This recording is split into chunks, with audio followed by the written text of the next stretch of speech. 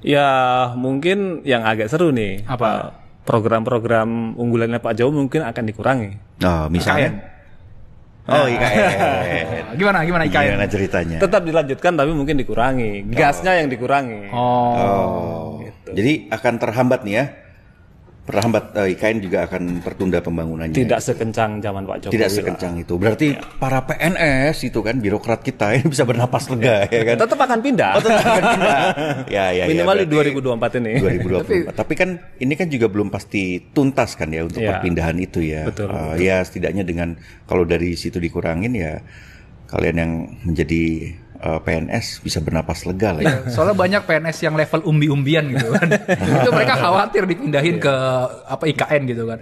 Gue gimana di sana kerja segala macam. Banyakan cerita juga. Udah biarin aja para bos-bos. Tapi bos-bos juga nggak mungkin mau di sana, mereka bilang begitu. Kalau ngobrol-ngobrol sama PNS gitu umbi-umbian. Ya jangankan gitu Sin. Yang gue denger nih bahkan presiden terpilih kita juga anggot-anggotan untuk pindah ke IKN gitu kan.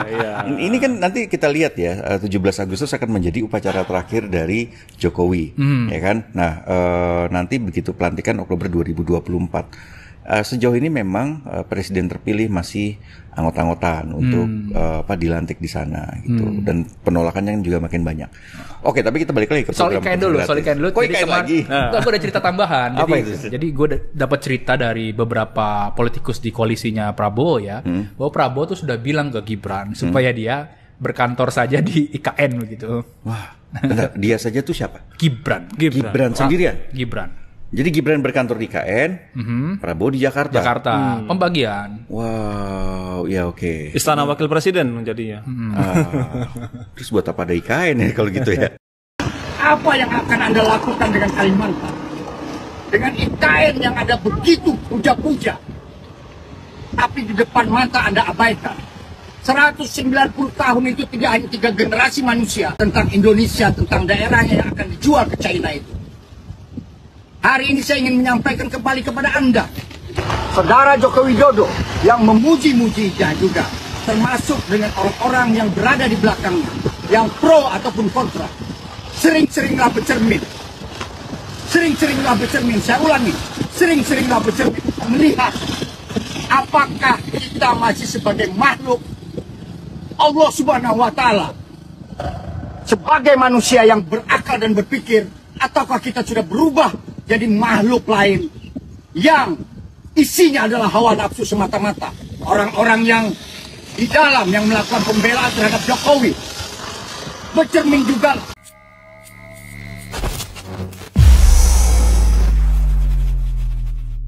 Publik Indonesia sedang tertuju di salah satunya pembangunan ibu kota negara, IKN di Kalimantan. Nah, kemarin belum lama Presiden bersama rombongan pejabat negara dan beberapa gubernur ya kumpul di sana, bermalam di sana, kemah di sana, gitu loh. Tetapi di balik itu semua ternyata ada sesuatu ini dari warga atau warga di sana. Ya, warga di sana, warga di sekitaran pembangunan yang rencananya akan dibangun IKN itu, Kang. Salah satunya adalah Yati Dahlia dari suku Balikpaser, warga asli Kabupaten Penajam Pasir Utara atau PPU di Kalimantan Timur. Itu kecewa ketika melihat lahan rumahnya ini tiba-tiba dipasangi patok. Untuk apa? Untuk pembangunan proyek Ibu Kota Negara atau IKN. Kang Epul. Tentu saja ini menjadi pertanyaan ya kan, malah Yati pun akhirnya meminta pemerintah ya untuk memberikan penjelasan terkait pencaplokan tanahnya itu. Nah, ini baik sekali ya warganya. Apa itu? Tadi meminta penjelasan. Keren sekali itu. Jadi bukan marah-marah. Bukan marah-marah tapi minta penjelasan gitu. Nah, ini ternyata kalau memang iya betul ya peristiwanya di lapangan terjadi seperti ini menjadi pertanyaan dong Kang Epul ya. Iya. Jadi ini menarik ketika kita bahas bahwa pemindahan ibu kota itu kan senyatanya bukan pemindahan ibu kota karena di sananya belum ada apa-apa, masih hutan. Jadi pembangunan ibu kota harusnya. Iya. Nah, itu satu. Yang kedua, ternyata menyisakan banyak persoalan gitu. Saya kira ini kan bukan hanya satu saja persoalan yang dialami oleh orang yang punya lahan kemudian tiba-tiba dipatok. Berarti kan tanpa pemberitahuan, tanpa penjelasan. Padahal ini proyek sah gitu. Anggaplah sah oleh pemerintahan hari ini gitu ya. Iya. Nanti kan kalau berganti pemerintahan bisa dibatalkan itu kan. Nah, seperti biasa banyak kebijakan ganti pemimpin ganti kebijakan kan gitu. Banyak polemik banyak meninggalkan masalah. Iya. Karena kita tahu juga itu para nelayan yang ada di sana aja mereka juga nggak dapat informasi apapun. Hanya dapat kabar samar-samar katanya dari kepala desa atau apa, nanti kalau sudah jadi ibu kota nggak boleh lagi cari ikan di situ. Nah, mereka kebingungan itu saya harus cari makan di mana gitu. Belum bicara ekosistem yang akan terganggu gitu. Jadi banyak sekali persoalan yang tidak terantisipasi atau bahkan mungkin tidak disiapkan oleh panitia penyelenggara proyek ini gitu. Nah ini malah katanya warga tadi, salah satu warga tadi Bu Yati ini menyampaikan bahwa padahal rumahnya dengan jarak titik nol ya pembangunan IKN itu berjarak sekitar 10 sampai dengan 15 km. Nah, awalnya Gubernur Kalimantan Timur mengatakan bahwa lahan atau tanah warga itu tidak masuk ke area pembangunan IKN. Tapi jadi kaget gitu loh, kok ini dipatok gitu loh. Padahal 10 sampai 15 km gitu. Nah, nggak tahu. Berarti masuk gitu. Berarti kan? masuk. Kalau dipatok ya masuk. Masuk gitu. Ya, artinya ada perbedaan lagi ini di lapangan ya kan. Ini kan jadi pertanyaan-pertanyaan gitu loh. Katanya nggak masuk area pembangunan IKN, tapi kok sekarang dipatok gitu. Bagaimana ini? Itu 11-12 lah dengan kejadian pembangunan kereta cepat Jakarta-Bandung, Kang. Itu kan sudah dibuat dengan mahal ya. Satu betonnya aja itu luar biasa. Ternyata ada salah penempatan titik. Bongkar. Bangun lagi. Ini ada salah lagi, bongkar. Ini kan pemborosan gitu. Nah, atau lebih jauh dari itu ada perencanaan yang memang sebetulnya tidak matang. Nah, seperti ini gitu. Katanya nggak kena, ternyata kena. Kalau ada perubahan sebetulnya nggak ada masalah. Kan biasa ya, ada salah hitung apa segala macam. Biasanya begitu di lapangan kan? Iya. Kejadian di lapangan selalu berbeda dengan yang di kertas misalnya. Itu masih oke. Yang nggak oke itu ya nggak ngomong gitu. Matoknya itu nggak ngomong, kan harusnya ngomong dulu.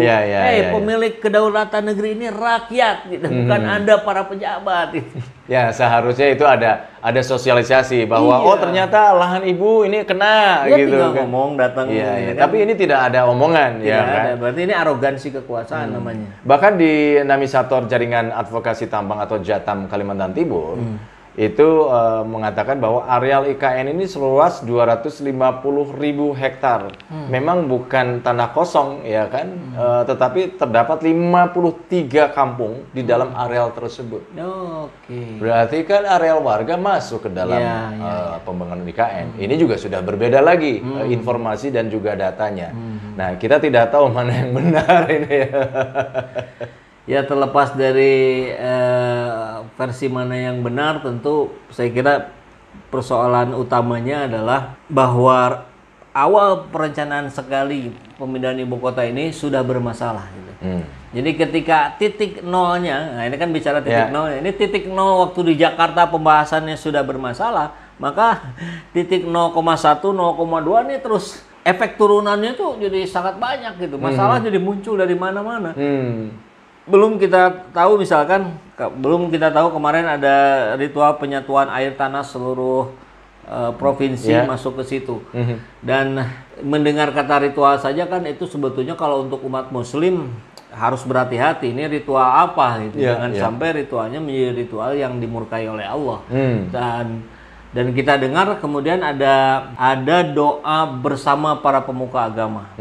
Nah, saya kira itu agak cukup meredakan tensi kekhawatiran masyarakat ketika ada ritual-ritual pakai kendi segala macam itu sudah was-was. Ada doa bersama.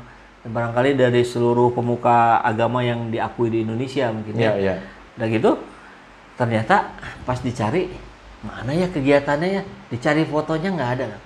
Dicari videonya itu pas sesinya pembacaan doa gitu. Itu nggak ada. Siapa tuh yang nyari itu? Bahkan sekelas Roy Suryo yang nyari, itu kan ahli itu di bidang jejak digital itu kan, dia nggak nemu gitu. Maka ini tentu pertanyaannya menjadi tanda tanya yang membesar gitu.